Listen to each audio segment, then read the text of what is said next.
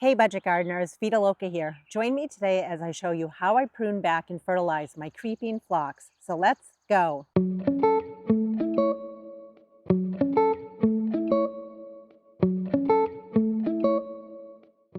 We are in my front yard, which is on the west side of my house, and we're in a flower bed that I like to call my lilac flower bed.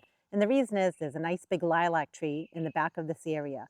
But towards the front of this flower bed are a whole bunch of beautiful creeping phlox. They bloomed early in the spring months. They looked gorgeous when they were blooming, but you can see that they are no longer blooming. Once the blooms have gone by, it's a great time to cut back the phlox. You can do it anytime after they've bloomed into the early summer months. One of the biggest reasons why I like to prune back my creeping phlox is to keep it in check. It tends to mat and get larger and larger over time. I like a nice tidy habit to it, so I like to cut it back every year, basically give it a haircut. So I'm going to bring you in closer and show you what we're talking about here. Creeping phlox is beautiful, but after a while it starts to look a little untidy, a little unruly. And it really benefits from being pruned back or basically giving it a haircut. I just wanted to show you what these look like. These are ones that I haven't touched yet, that I haven't cut back yet. And we're going to go to the other side of the circle here because I want to show you a bunch of them that I have started to cut back.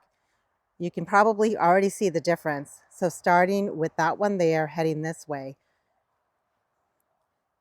I have come in and I've really started to cut them back.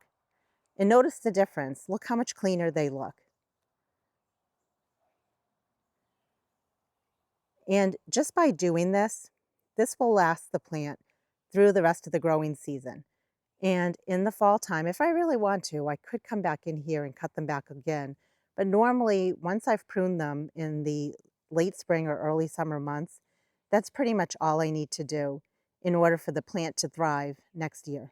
I do want to show you that many times when it comes to creeping phlox, you can end up with grass coming through the middle of it.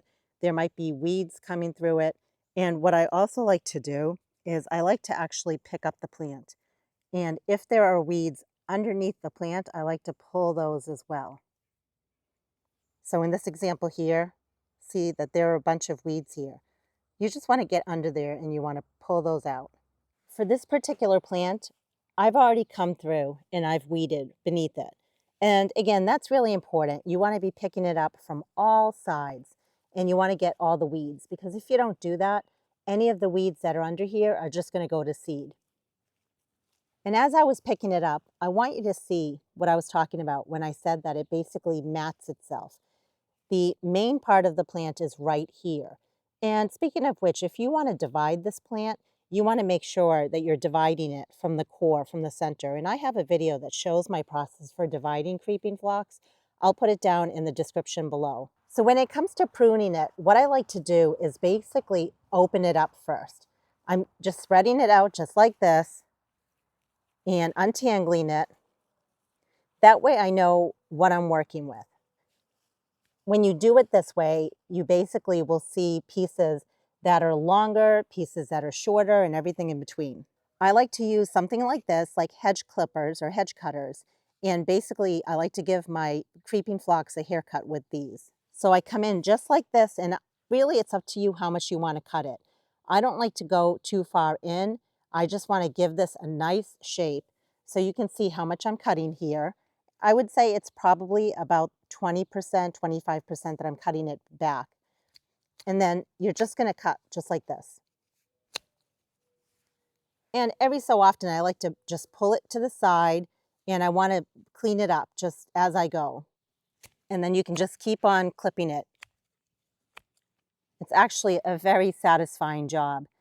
And one of the biggest reasons I like doing this is I like my creeping phlox to have a little bit of space in between each of the plants here. For this particular section, you can see it's just sticking out by itself. It's quite large. So I'll be coming in pretty hard and cutting this back.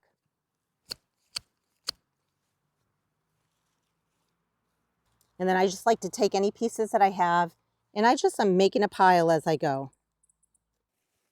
And now we can work on this side here. And again, I'm just trying to open it up a little bit. Other than looking kind of scraggly this time of year, it also starts to just not look good in the center. So that's another reason why I'm trying to give it a little bit of TLC. I want to rejuvenate the plant just to get it through the rest of the season.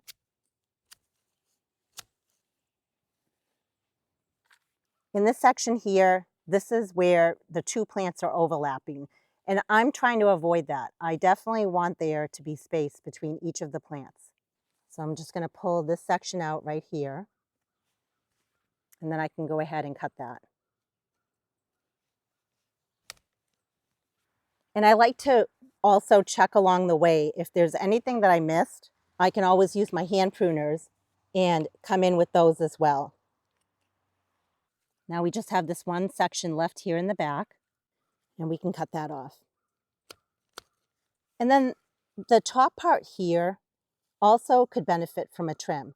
And there are a couple of ways you can tackle the top. You could come in with your hand pruners and just do a little bit of selective pruning and find pieces that seem very tall and cut them back. And once again, I'm trying not to cut back too far in.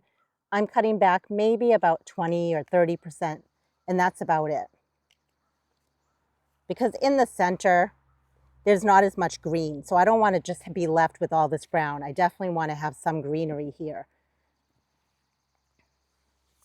And now is a great time to come through, look for any weeds that are in the center, any grass, any leaves, anything like that, and clean them out.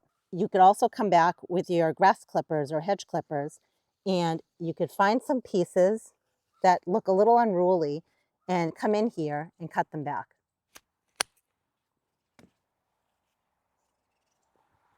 But there's definitely in the center just a few pieces that would definitely benefit from being cut back. I worry more about the sides of it more than the top of it, to be honest with you. But if I do find a few pieces that are just sticking right out, I'm happy to cut those back. You could also use something like this hand rake and just lightly brush the top of it. That will remove any loose pieces that were left behind. But not only that, it may expose a few additional ones that could benefit from being cut back on the top. And I feel like that just looks so much better. Now, if you don't have the hedge clippers or grass clippers, you can definitely use hand pruners.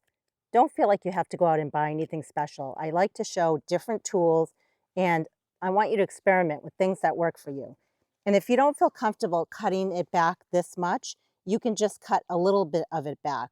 Or you can experiment with a couple of different plants and see which method works best for you. When it comes to fertilizer, I like to fertilize in the very early spring, just as this plant is waking up. And I like to use something like 10-10-10 fertilizer. I hope you learned something new from this video. If you have any questions or comments, please drop them down below. And I'd love to hear from you. Do you have creeping phlox in your yard? And if so, what do you do to help maintain it? What do you do in terms of fertilizing or in terms of pruning? Please drop it down in the comment section below. And until the next video, make it a great day with gardening.